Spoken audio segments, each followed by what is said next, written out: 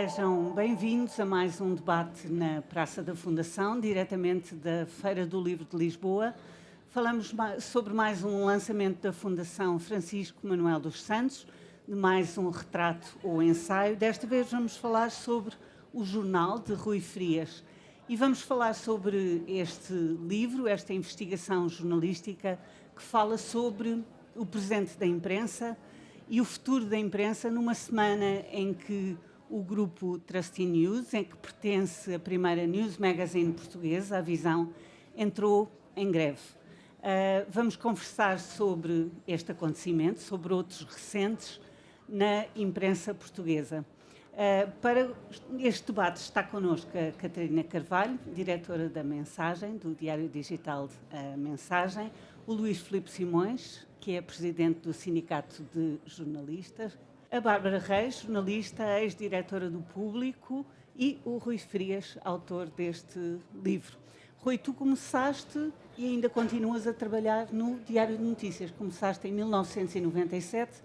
Não sei se és um caso assim tão raro, mas és bicho de única redação, de redação única. Provavelmente já sou uma espécie um bocado raro neste ecossistema, mas a experiência de jornalismo ao longo de quase 30 anos no mesmo título, acho que já não há assim muitos jornalistas que possam dizer que é esse o seu percurso, não é? Temos percursos cada vez mais diversos e cada vez mais curtos em termos de permanência em sítios e, portanto, acho que, de facto, isto de entrar e ter um percurso de quase 30 anos no mesmo jornal já não é assim muito... de estabilidade. Já não é muito comum, exato. Pronto, nesse caso mantém a estabilidade em termos do meu percurso, existe. O universo em redor é que já não tanto, não é? Toda essa estabilidade da profissão, da paisagem, dos jornais e do jornalismo mudou de uma forma bastante drástica ao longo destes quase 30 anos que eu levo de profissão e o jornal onde eu trabalho é um exemplo vivo disso, não é? Portanto, eu conto essa história no livro quando eu entrei no Diário de Notícias em setembro de 97, portanto já no século passado. No Porto, a redação do Diário de Notícias no Porto era na Avenida dos Aliados, que é a avenida central do Porto, no terceiro andar de um edifício histórico, muito bonito, com vista ali para a Baixa do Porto, e éramos só na redação do Porto mais de 20 jornalistas. E o Diário de Notícias no total tinha 160, 170, portanto uma enormidade de gente comparado com o que tenho hoje, que no total, no país todo, seremos uns 30, pouco mais de 30, portanto, quase tantos como éramos só na redação do Porto em 1997, portanto. Quantos jornalistas terá agora a redação? Estão agora na redação de Lisboa, por exemplo? Ou seja, aqueles que fazem um jornal todos os dias? Sim, são perto de 30, não sei se chega exatamente a 30, mas 29, 31, pronto, são em redor de 30 pessoas já contando com diretores, não é, editores e tudo mais. No total seremos 30.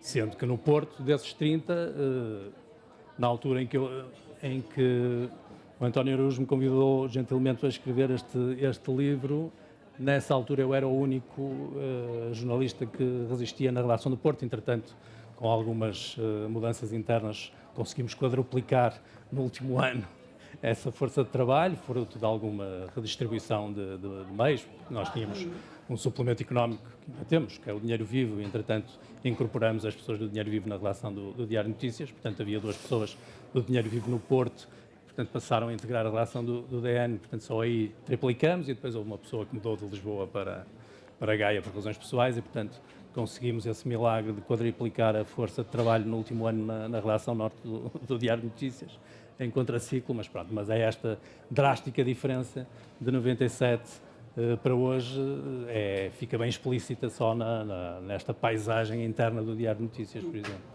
Porquê é que tu decidiste escrever este livro e o que é que se passou entretanto? Porque tudo tem sido muito rápido. Já vou passar ao Luís Filipe para falar sobre isso e sobre a rapidez também com que tem que reagir a tudo isto. O que é que se passou entretanto? Como é que foi esta investigação? Como é que tu te orientaste para isto? Foi, antes de mais, a responder ao convite e ao desafio da Fundação Francisco Manuel dos Santos, que agradeço, na pessoa do António Araújo. Foi uma honra e uma surpresa na altura. O meu raciocínio foi, até por aquilo que estávamos a falar, a minha experiência é muito centrada numa única redação e, portanto, não poderia ser, nem queria que assim fosse, um exercício ao espelho. Falar apenas da minha experiência no jornalismo não fazia sentido, mas, obviamente, alargar e ter um leque mais diverso e amplo possível de experiências de diferentes redações, de diferentes gerações, no fundo, para traçar, de facto, a evolução do jornalismo nos últimos, desde que eu entrei na profissão, mas não cingindo à minha experiência, né? Alargando às pessoas com quem me cruzei, aos títulos com quem me cruzei, tentar ter um leque mais alargado possível, de facto, dessa diferença que se foi acentuando, não é, de condições no jornalismo e nas relações ao longo destes anos. E, portanto, falei isto para quem ainda não leu o livro, para quem não conhece, falei com 12 outros jornalistas de diferentes redações que me foram contando também as suas experiências de trajeto, de carreira, as dificuldades, a evolução que tiveram também ao longo do tempo nas redações onde trabalhavam e todas as transformações sociais que também foram acontecendo. O que é que tu procuravas essencialmente perceber? Sobretudo isso, respondendo ao desafio que me foi lançado, que é como é que mudou a vida nos jornais nos últimos 30 anos, como é que a crise que todos reconhecem que o jornalismo vive se instalou no dia-a-dia das redações e no dia-a-dia das pessoas que fazem os jornais, não é? E, portanto, era sobretudo esse retrato que eu queria que ficasse aqui feito, obviamente lançando depois algumas pistas sobre o que é que nos trouxe até aqui, como é que podemos sair daqui, se é que podemos sair daqui. Tem algumas pistas também que os jornalistas com quem falei foram deixando sobre o futuro do jornalismo, ou que futuro é que podemos projetar para o jornalismo também. Não é? Luís Filipe, eu estava a dizer que tudo tem sido muito rápido. Eu comecei por falar nesta greve, enfim, que tem início nesta semana e que não augura nada de bom para estes títulos. Vamos ver o que é que vai acontecer a seguir. Para ti, este acontecimento significa o quê? É um símbolo de alguma coisa? É marcante? É mais do mesmo? É outro prenúncio do fim? Infelizmente, começa a ser recorrente termos não as greves, porque nós jornalistas temos muita aversão a parar, porque continuamos de uma forma romântica a dizer que primeiro está o leitor e, portanto, para fazermos uma greve é preciso que aconteça o que está a acontecer na visão, que é, dá 1 ano e meio a esta parte, temos dezenas de jornalistas que primeiro não sabem se vão receber o salário no fim do mês, mas mais grave do que isto, há muita gente que acha que não é o jornalismo que está em crise, mas sim um modelo de negócio. Provavelmente continua-se a fazer excelente jornalismo, continuamos a ter excelentes jornalistas em Portugal. O modelo de negócio, sim, está em crise. No digital é muito difícil conseguirmos que... Eu não sei quem teve a brilhante ideia de achar que o nosso trabalho podia ser de graça. E todo o jornalismo poderia e deveria ser de graça. Hoje, quando temos alguém a pedir-nos para pagar, as pessoas ficam indignadas porque não é aberto. Ora bolas, o nosso trabalho para já tem muito valor e esse valor deve ser pago. E não é, portanto, talvez a crise seja o modelo de negócio e o que está a acontecer na Visão prova isso. A Visão continua a ser uma excelente revista. Na Visão e nas outras publicações do grupo. É verdade, é verdade. Outras temos a Exame Informática, temos o Jornal de Letras, que se vai vendendo, na verdade todas vão vendendo alguma coisa, mas criou-se de facto uma situação insustentável. Eu dizia, mais grave do que para aqueles jornalistas do que não saberem se vão receber o salário ao fim do mês, é equacionarem que no fim desse mesmo mês podem não ter a Visão, a Exame, o Jornal de Letras, porque podem acabar. E a realidade é mesmo esta. Nós, neste momento, eu não sei se a Visão sairá quarta-feira, porque pararam todos. Nós estamos a falar de uma redação, de uma empresa que tinha 180 pessoas, jornalistas e os outros das várias áreas, têm agora 90 pessoas, portanto são metade do que eram há 1 ano e meio, estão a fazer o mesmo trabalho, só que não recebem. E o que está a acontecer na Visão, sim, acontece em vários outros meios. Hoje, se calhar, para ter um jornal é preciso ter coragem. E é preciso aceitar que o jornalismo é um património que devemos cuidar, mas ninguém pensa que vai ganhar dinheiro com jornalismo, porque não se ganha dinheiro com jornalismo, é evidente, com exceção da Média Livre, anteriormente Cofina, eu não vejo ninguém a dar lucro no jornalismo. O que me leva a achar que devemos todos pensar se não devemos empenhar-nos em defender o jornalismo mais do que defendemos até hoje, porque nos tempos em que vivemos a informação é cada vez mais fundamental. E se calhar temos que encontrar uma forma de o financiar. Não tenho dúvidas sobre isso. Vamos buscar aqui alguns dados. Dados da Pordata, o portal estatístico da Fundação Francisco Manuel dos Santos, mostram como o número dos jornais vendidos diariamente em Portugal tem vindo em queda livre, de 315 mil exemplares em 2011 para 108 mil em 2021. O número de títulos de jornais e outras publicações periódicas em Portugal nesse mesmo ano de 2021 era de 888, dos quais 114 eram diários ou semanários. Recuando 30 anos até 1991, o número de títulos publicados era de 1.106, dos quais 175 eram diários ou semanários. Neste século, Portugal já perdeu cerca de 2.000 jornalistas, segundo dados recolhidos pelo Sindicato de Jornalistas. Só entre 2007 e 2014, anos marcados pelas crises financeiras e da dívida soberana, Portugal perdeu 1.218 jornalistas, segundo dados da Comissão da Carteira Profissional de Jornalista, num declínio de 17,8%. Catarina, tu estás à frente de um jornal digital. O digital é visto no meio do jornalismo para o bem e para o mal. A transição para o digital, muitas vezes, procuram-se culpados para aquilo que se passa hoje, não é? Em muitos planos. E um dos papões é não foi feita bem a transição para o digital. O caso da mensagem é um exemplo contrário, de uma adaptação e de um caso de sucesso. Olá. Olá. Obrigada por este convite a todos, e especialmente ao Rui. Dizer que a mensagem, o jornal digital, é um bocadinho redutor. Eu acabo de chegar de um espetáculo que nós estamos a fazer no São Luís todos os meses, no Teatro São Luís, que é mensagem ao vivo, e cujo próximo espetáculo, sessão, é no dia 5 de julho, é o último, se quiserem ir, estão convidados, em que a mensagem, sim, é digital. Se não fosse digital, nós não existíamos, porque os custos eram incríveis. E isso faz-me colocar em duas coisas. A primeira é esta, é que não chega a ser digital, e eu penso que a grande vantagem da mensagem é precisamente não ser digital. A mensagem é o que é, não pela parte digital que tem, mas pela parte de tudo o resto que faz para chegar às pessoas e para criar uma comunidade ou para responder à sua comunidade.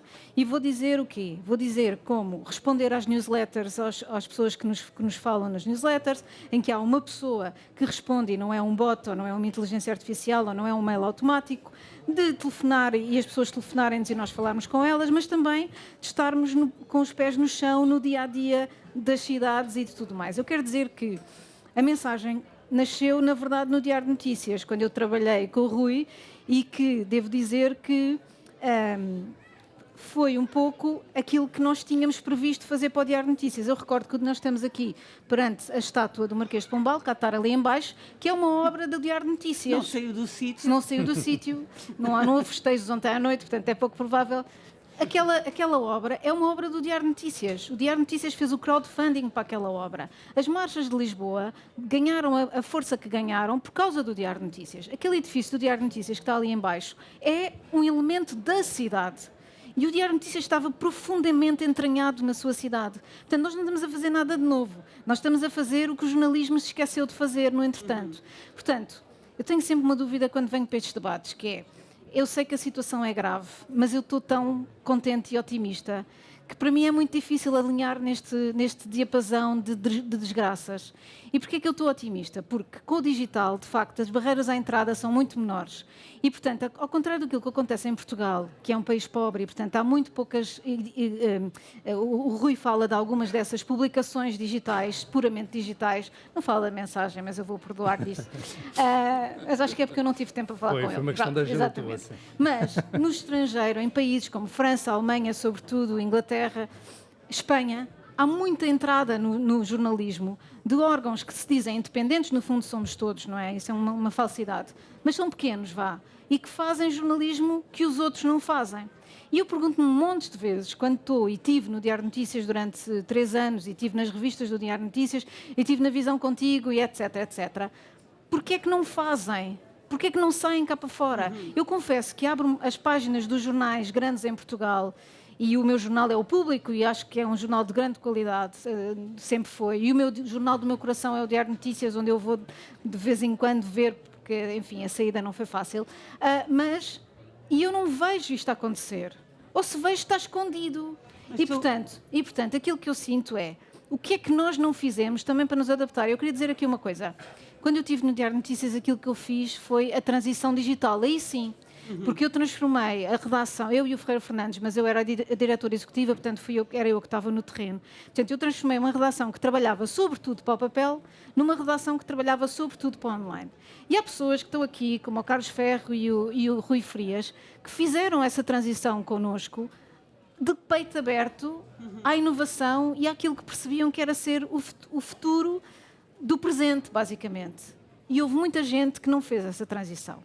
E tu me perguntas assim, qual é o modelo de negócio? De facto, eu não sei. Eu acho que, como ele estava a dizer, há muita coisa para fazer ao nível do apoio ao jornalismo que é preciso ter. O jornalismo é um serviço público, portanto, precisa de ser considerado como tal. Mas eu tenho algum receio que com as bolsas, com o serviço público, com todas essas coisas que nos afastam dos leitores, nós nos esqueçamos o que é que andamos aqui a fazer. E que em todos os textos, em todos os eventos, em todas as coisas que nós fazemos, nos esqueçamos para quem é que nós estamos a falar, se não estamos mais uma vez a ficar dentro da bolha e se não estamos mais uma vez a falar uns para os outros, ou para os políticos, ou para os advogados, ou para os economistas.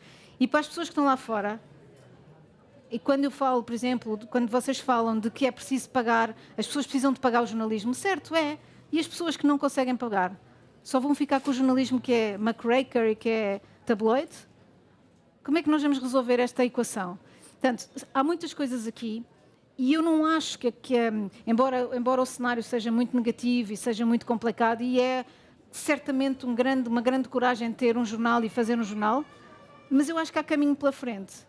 E isso é a mensagem que eu tenho para trazer sempre nestes debates. Se calhar fui um bocadinho confusa, peço desculpa. Não foste nada. 2 ideias. Primeiro, a ideia de que o jornalista é alguém que está num sítio onde os outros não estão, e que traz uma mensagem de lá. Isto não é para fazer publicidade à tua mensagem. E outra ideia que vem desta tua resposta, que tem a ver com a presença. Bárbara, tu estiveste durante um tempo nos Estados Unidos, contactaste com outra maneira de fazer jornalismo, ainda antes de vir dirigir o público. O que é que trouxeste relativamente a estas 2 questões? Primeiro, estar onde os outros não estão, e depois como assinalar uma presença, marcar uma presença, quer seja a nível local, quer seja a nível nacional. Bom, metade do que eu sei aprendi nesses 5 anos nos Estados Unidos, embora tenha sido há muito tempo, ou seja, não havia sequer telemóveis, não é? Muito menos smartphones ou iPads, ou, enfim, portanto é 95, 2000, portanto é outro mundo. Aprendi uma coisa... eu acho que aprendi a escrever. Aprendi muito a ouvir um colega que se tornou meu amigo, o Colin Lynch, que é hoje um famoso jornalista americano, na altura era correspondente do Washington... Podes repetir o nome? Colin Lynch, é um nome irlandês. Colin Lynch. Que era o correspondente do Washington Post na ONU. Eu era correspondente generalista de Nova Iorque, mas como apanhei as negociações entre Portugal e a Indonésia, mediadas pela ONU, naqueles anos, foram muito intensas, todos os meses havia rondas negociais, portanto eu passava muitas horas na ONU e às Nações Unidas quase todos os dias, em certas alturas, e enfim, aprendi por uma questão, enfim, são aquelas coisas, metade da minha vida é sorte pura, e portanto os correspondentes não permanentes trabalham num corredor, isto é no 3º andar do edifício da ONU, num corredor, literalmente num corredor. Portanto, há assim umas tomadas, hoje deve estar diferente, já não vou lá há uns anos, e nós ligávamos os computadores e trabalhávamos ali no corredor, as pessoas passavam. Os correspondentes permanentes tinham os seus gabinetes. O Tony Jenkins, correspondente do Expresso, que todos nos lembramos, tinha uma plaquinha a dizer Tony Jenkins Expresso. A ABC, o New York Times, enfim. Eu estava ali no corredor, fiquei amiga do Colin e às tantas ele disse, olha, em vez de estás aí no corredor, vem para o meu gabinete, sempre que vieres a porta está aberta, nós já fomos 10, portanto nos anos 50 já fomos 10, agora sou só eu, há sempre mesas e eu aprendi tanto e na altura não sei se me apercebi disso, mas só a ouvir o Colin discutir constantemente, a cada, vamos dizer, meia hora, com o editor que estava em Washington. Isto porquê? Porque nós, portanto, eu regressei a Lisboa em 2002 e 2003, e nós estávamos na altura a começar a ter o sistema inteiro, o back-office, não é? Que hoje todos temos, e ainda hoje no público o nosso back-office, que é bastante sofisticado, ainda não permite que todas as pessoas leiam os textos. Agora já permite que o editor leia o meu texto. Portanto, eu estou a escrever e cada vez que eu faço save, um editor, portanto, que tem entradas especiais, consegue ler o que eu estou a escrever. Isto agora é uma coisa que tem uns 5 anos no público. Em 95, o Washington Post já tinha isso. O que é que significa na prática? Que o editor estava sempre a ler o que o Colin escrevia e estava a questionar. E estava a pôr em causa. E ele ligava e dizia, olha, mas estás a começar pela França? O irlandês disse não sei o quê. E o Colin argumentava. E passava o dia nisto. Isto para dizer o quê? O rigor, a exigência, a ideia de que um jornal não é o meu blog pessoal onde eu escrevo a notícia à minha maneira porque eu tenho o meu estilo e eu acho que o lead é este, eu acho que isto é que é importante. Não, digamos que não há... É um coletivo de uma forma tão rigorosa, tão exigente, tão trabalhada a cada minuto. Nós em Portugal ainda hoje, eu diria que é verdade para todos nós, o jornalista, achando que é autor e, portanto, como se fosse um artista, não é? Isto é a minha peça de música, está ali o Pedro Moreira, isto é a minha pintura, está ali o Guilherme Dudska. Portanto, Ninguém pode tocar no título. O jornalismo não é isso, não é arte. O jornalismo é a disciplina da verificação. E, portanto, este trabalho, nós hoje, portanto, recuando à frase, nós, às 8 da noite, em cima, quanto mais tarde melhor, que é para o editor não ter tempo, entregamos o texto, já com uma guilhotina na garganta, entrega o texto, e, portanto, o que é que o editor faz? Nada. Muda uma vírgula, se tanto. Talvez nem Vê isso. se não há gralhas. Vê se não há gralhas, porque há sempre... Bom, portanto, logo aí é uma diferença, esta forma da construção, da discussão, verdadeiramente da discussão, o que é importante, o que é relevante, Mas que aí é que nós vamos publicar. Intervenção editorial em nome daquilo que é o estilo de um jornal ou o estilo de um órgão de comunicação. Isto não é o estilo, isto é o isso. rigor. Isto fala do rigor. Porque, obviamente, esta discussão vai terminar num artigo que é mais relevante, porque foi pensado, foi questionado, ou seja, foram feitas as várias provas dos 9 àquela ideia que o jornalista inicialmente achou que era o que valia a pena. Quer dizer, nos jornais, todos nós sabemos isso, metade do dia nós passamos a fazer a mesma pergunta, que é, isto é notícia? Olha, isto é notícia, não é? E, portanto, essa coisa do isto é notícia é mesmo verdade, não é? Porque não há não é como a tabuada, não é? Não há nada que redefina com o rigor matemático o que é notícia. Portanto, é sempre sujeita a um debate. Nós nem isso, até isso nós fazemos pouco, não é? Hoje nós, quer dizer, aqui o mais importante é de tudo. E eu também estou na linha otimista da Catarina, que é, por um lado, a minha natureza, mas é também olhar para os sinais. Ou seja, nós, referiste a greve e é uma grande tragédia, mas quer dizer, esse é um caso bastante particular de um péssimo negócio que foi feito, uma pessoa que comprou aquele grupo por, não sei se 10 ou 1000 vezes mais do que os próprios bancos achavam que valiam, não é? É conhecida a história de como... No caso, estávamos a falar, aí é uma questão de gestão. Tu estavas Claro. a falar É má Mas é gestão, sempre é má gestão. Ou seja, pensar- no dia que o Luís Delgado comprou Mas é aquelas sempre- revistas todas, os bancos que tinham a dívida do Dr. Francisco Balsemão bateram palmas e há imensas notícias nas quais eles disseram, na altura off, hoje em dia já todos devemos saber quem eram essas pessoas, a dizer-se, uau, então ele acha que isto vale 10 milhões, ótimo, porque nós achávamos que valia 1 ou 2. Portanto, começou logo mal, ou seja, ele começou a comprar um grupo acreditando que aquilo ia fazer rios de dinheiro e tendo uma dívida que obviamente não conseguiu pagar. Portanto, Portanto, eu não má vou... gestão. Tu É. estavas Não, a mas falar é que como são é que se pensa o que é notícia. O nosso tema é o prenúncio de morte, não é? E eu fiquei a pensar na palavra, quer dizer, prenúncio é olhar para os sinais, para as circunstâncias, observar a realidade, ver o que se passa e, com base nesses sinais, fazemos um anúncio prévio de uma coisa que nós achamos que vai acontecer, neste caso é o prenúncio de morte. Eu discordo. Os jornais, nada indica que os jornais vão morrer. Os jornais vão transformar-se, vão ser outra coisa. Vão deixar de ser aquilo que nós conhecemos Não hoje. foi um prenúncio, Catarina. Não foi, não. Eu quero fazer uma sugestão. Portanto, não é. E nós vimos, eu vou dizer agora 5 clichês de seguida, mas nós vimos como, quando a televisão nasceu nos anos 50, como todos disseram que a rádio ia morrer, vimos como a rádio se adaptou. Sim, nós sabemos isso, do cinema, tudo Nós do isso. cinema Pá, vemos mas eu como o queria vinil. perguntar especificamente. Os meus Tu estavas a filhos dizer adolescentes compram como é que se vinis. deve pensar Não, a vão para a notícia. FNAC comprar Sim, vinis. claro. Mas tu estavas a falar como é que se deve, aquilo que aprendeste, pensarmos a notícia, pensar-se aquilo que se está a fazer e pensar-se em conjunto aquilo que é a comunicação que se está e o produto que se está a dar aos outros. Qual é o papel de um diretor de um jornal neste momento? E a Catarina fala, no fundo, da importância enorme do improviso neste momento relativamente àquilo que se oferece como produto. Qual é o papel de um diretor como orientador de uma redação e mediador entre aquilo que é uma redação e os critérios editoriais e um projeto de negócio também? A pergunta é muito concreta. Sim, e a resposta é muito simples. O papel de um diretor é garantir que é feito o melhor jornalismo possível. É garantir que o jornalismo que é feito, que o trabalho que é feito... Eu tenho a sorte de trabalhar no público, em vez de 30 somos 300, portanto é outra situação. Mas que o trabalho que é feito... mas as tentações são as mesmas. O papel do diretor é garantir que o trabalho que é feito não é feito em nome das audiências, não é feito em nome do clickbait, não é feito para ter a pensar primeiro se vai dar cliques ou não. Pelo contrário, o papel do diretor é garantir que isso não acontece, que se resiste a essa tentação, a tentação fácil, porque isso vai dar cabo do jornalismo. Isso sim é que vai matar o Mas jornalismo. como se concilia Portanto, isso o com jornalismo- um modelo de negócio?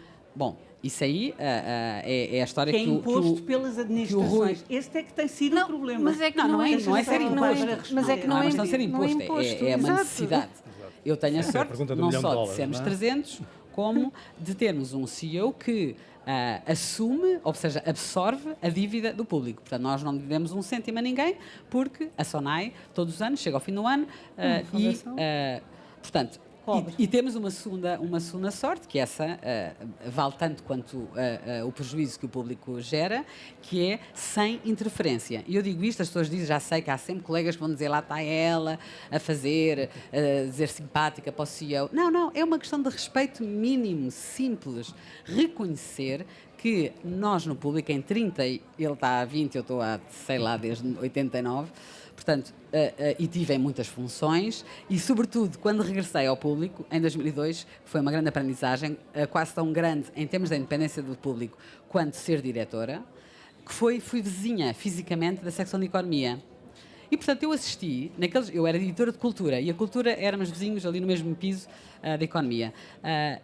E aí aprende-se muito sobre se há ou não interferências. Portanto, comecei por aprender que não há interferências. não é? Ou seja, a SONAI não se mete nos conteúdos. E depois fui diretora quase 7 ou 8 anos. Almoçava com a Cláudia Azevedo, às vezes a um ritmo de uma vez por semana. Nunca a Cláudia Azevedo se meteu naquilo que nós fazemos. Eu ficava impressionada com uma espécie de autocontenção, que até devia exigir algum esforço físico em alguns momentos, de não comentar a edição daquele dia, não é? Íamos almoçar à 1, tínhamos saído no jornal às 7 da manhã e ela não comentava. E estamos a falar de 35 anos. Passar ao Essa Luís. independência Desculpa, Bárbara. é essencial. Luís, como é que tu, nas conversas que tens com os diretores de jornais e na mediação que fazes entre as administrações, os diretores de jornais, o trabalho que fazem os delegados sindicais, como é que se tempera tudo isto? Ou seja, qual é o retrato que tu fazes internamente nos jornais daquilo que hoje em dia é a possível conciliação para que isto não seja o tal prenúncio, não é? De uma coisa um bocadinho trágica e que se consiga improvisar alguma coisa da ordem daquilo que a Catarina tão animadamente falava, não é? Novos projetos que, enfim, não Eu pego tenham... na ideia da Catarina porque me parece essencial. Nós jornalistas temos alguma dificuldade em assumir os nossos erros e reconhecê-los. Sem dúvida. Temos muita dificuldade em organizar-nos. Também, mas provavelmente nós temos que perceber, não foram só as pessoas que se afastaram do jornalismo. O jornalismo, em muitos momentos, está-se a afastar das pessoas. Nós não vamos procurar as pessoas, saber os problemas dela. Nós hoje, e o Rui com muita sensibilidade pega muito nisso no livro, nesta ideia de que nós estamos a fazer um jornalismo sentado. Não ouvimos as pessoas. E quando as pessoas não se sentem ouvidas, não se sentem escutadas, quando nós lhes falhamos a apresentar os problemas... Exato. A tendência é afastarem-se. O problema não é o digital não é problema algum. Ótimo, até abre a possibilidade de mais gente consumir jornalismo, estar informada. O problema é que nós, neste trajeto, como diz a Catarina, afastámos-nos das pessoas. E provavelmente este afastamento das pessoas do jornalismo também passa por aí. Porque eu dizia há pouco que se faz um grande jornalismo ainda em Portugal, temos grandes jornalistas, há belas peças todos os dias a demonstrarem que o jornalismo está vivo. Nós descartámos a morte do vinil, como dizia a Bárbara, o vinil subiu este ano 300% e as pessoas voltaram a ouvir música. As pessoas vão também comprar o jornal em papel. Eu acredito que Estamos o papel... na Feira do Livro, o mercado do livro os livros, eu tenho muita como está. dificuldade em ler livros. Posso interromper só um segundo? Quando eu entrei no público, nós, nos primeiros anos, os anos mais espetaculares, nós vendíamos 100 mil. Uma loucura. Exato. 100 mil eram os nossos leitores. Nós hoje temos 30 milhões por mês. 30 milhões.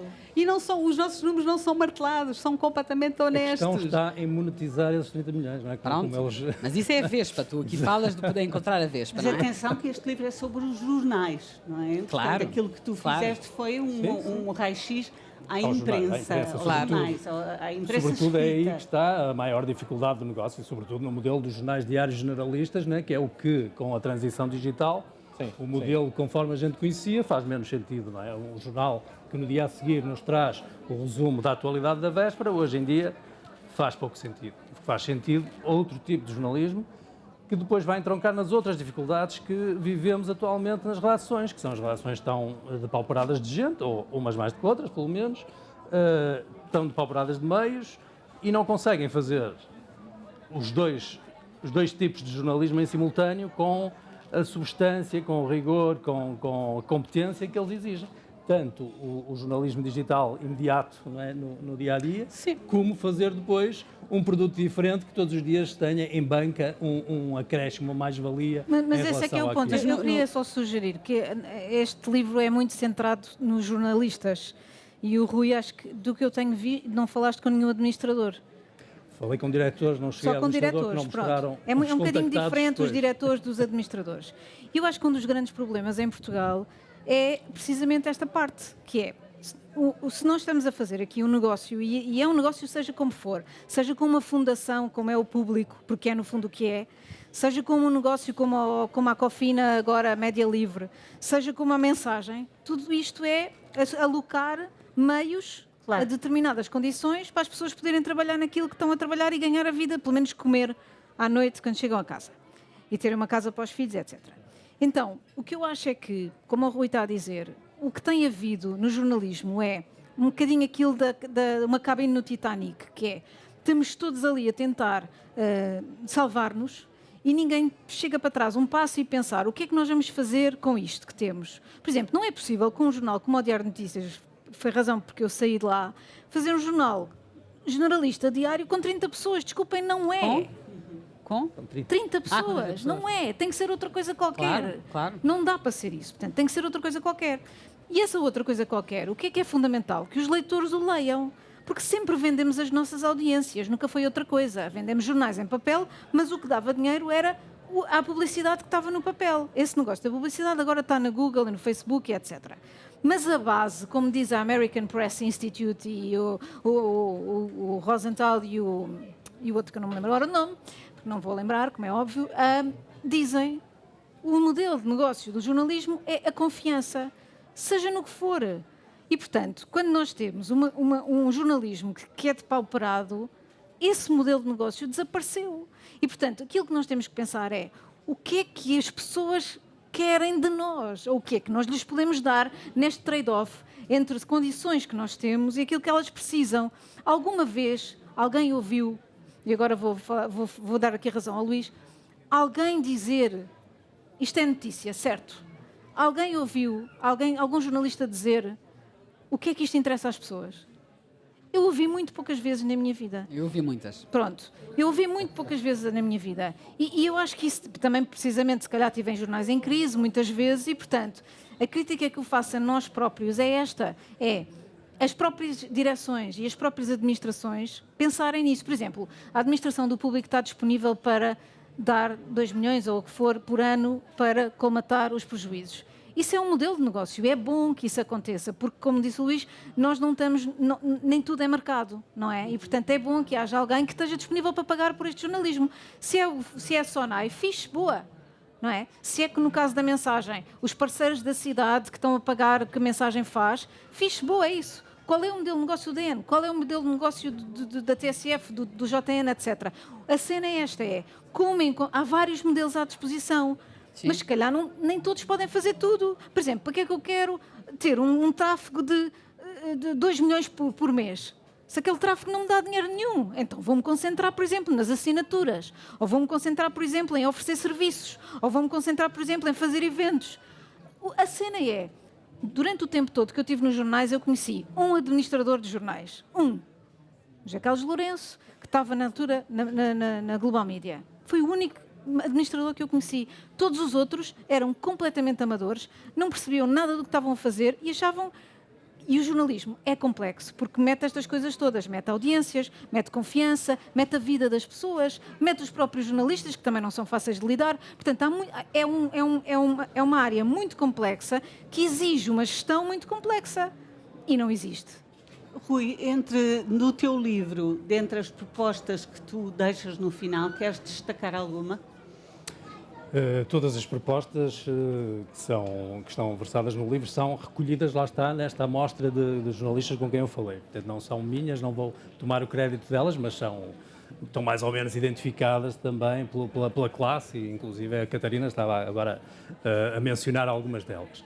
Portanto, parece-me um bocadinho óbvio hoje que, de facto, o modelo de negócio, conforme a gente o conhecia, está ultrapassado, não é? A questão da publicidade, pagar jornais... já é quase uma miragem, não irá voltar esse modelo de negócio, está-se abarcado pelas grandes empresas tecnológicas, as Googles e afins, e, portanto, sobram umas migalhas disso para os jornais. E, portanto, há que diversificar modelos, há que diversificar opções. Eu não sou gestor, não sou economista, não sou a melhor pessoa a mim, e espero que me peçam para fazer notícias e editar peças. Agora, os gestores, obviamente, terão de pensar que, se este modelo de negócio não funciona, temos que arranjar um outro modelo de negócio que funcione. E, portanto, estão identificados vários modelos de negócio alternativos, desde assinaturas, crowdfundings, eventos. Eu acho que hoje a saída, pelo menos nesta altura que se vislumbra, é esta diversificação, esta complexidade, esta teia de diferentes modelos que permitam oferecer diversas soluções, diversas fontes Isso é de a receita solução do New York Times.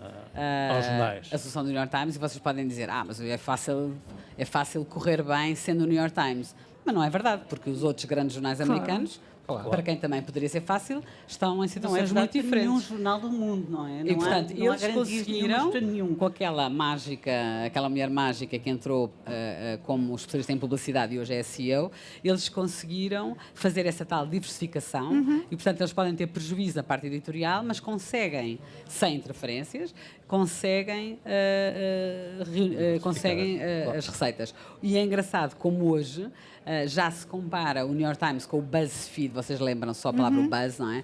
Lembram-se que o BuzzFeed contratou, quando espero não me estar a enganar, o editor de investigação do Washington Post para uma coisa chamada BuzzFeed, que tinha gatos, não é? Todas aquelas notícias sobre os gatos fofinhos, e tinha nos primeiros tempos, e hoje tem, ainda hoje de manhã lá fui, as 10 notícias de BuzzFeed as 10 coisas que os homens não fazem porque têm medo que pareçam coisas de mulheres. São as notícias. Com as listas. Portanto, está tudo igual. As listas, o clickbait, não é? O clicar para... e, na verdade, quem é que está a ganhar dinheiro, quem é que está a crescer e quem é que está a perder dinheiro e quem é que está a cair? É o BuzzFeed. Portanto, nem com os gatos eles vão lá. O que mostra, o BuzzFeed caiu 20% a última vez que vi nas audiências. Portanto, claro que faz imenso dinheiro, porque os gatos fazem sempre dinheiro, mas, comparativamente, é um negócio, e em termos de evolução a longo prazo, é um negócio que não vingou. Isto mostra o quê? Mostra, voltando ao início, a importância da profundidade, da distinção, da essência do jornalismo, de nós sabermos para que é que isto serve, para que é que serve o jornalismo, não é? E é aí que tem que... Aliás, há uma coisa, é aí que nós... se há caminho, e há com certeza, vai ser... Quem sobreviver serão os jornais, ou os jornalistas, ou os meios, os mídias em geral, sejam rádio e televisão, que fizerem isso. Há aqui uma frase muito interessante que o Rui Frias cita, que é sobre a expressão jornalismo de investigação, a qual também sempre me irritou bastante, porque depois ele diz, citando alguém, que o jornalismo ou tem investigação ou não é jornalismo. Para que é essa coisa do... não é? E essa é a essência, é a disciplina da verificação, é pedir contas a quem tem poder, seja nos governos, seja nas empresas, seja no associativismo, onde quer que seja. Essa é a função. Pode ser incómodo, pode chatear, sim, faz parte, não é antagonizar, não é ser contra. Uma das coisas que eu consigo dizer com total segurança, estando há tantos anos no mesmo jornal, é que nós sempre que temos um governo do PSD, o governo queixa-se e diz vocês são todos pró-socialistas. Sempre temos um governo do PS, o governo diz vocês são todos do PSD, o público virou à direita, e pelo caminho o PCP acha sempre que somos a favor da iniciativa liberal, a iniciativa liberal acha que somos a favor do PCP, e portanto estão todos sempre zangados connosco. Ótimo, ao longo de 35 anos alguma coisa nós estaremos a fazer, ou nem todos a fazer bem alguma coisa. Nem fazermos um final muito rápido, que não é difícil para jornalistas. Eu quero que me digam numa palavra o que é que a imprensa tem que nenhum outro órgão de comunicação tem. Catarina. Estamos a falar de imprensa como? Imprensa escrita. Eu acho que tem profundidade. Profundidade. Luís. Profundidade. Tem gente dentro. Bárbara? Eu acho que não é a profundidade, porque isso digital, meu Deus, coisas... Não, mas ela está a falar de escrita, não é? Com certeza, por isso a profundidade não é característica do papel. O papel tem... Não é... Mas estás a falar de papel ou estás a falar de escrita? Mas a imprensa escrita também pode ser no digital. Pois é, que para mim escrito também é digital. Claro, é verdade. Não desenvolve. É desorganização. Vamos começar do início.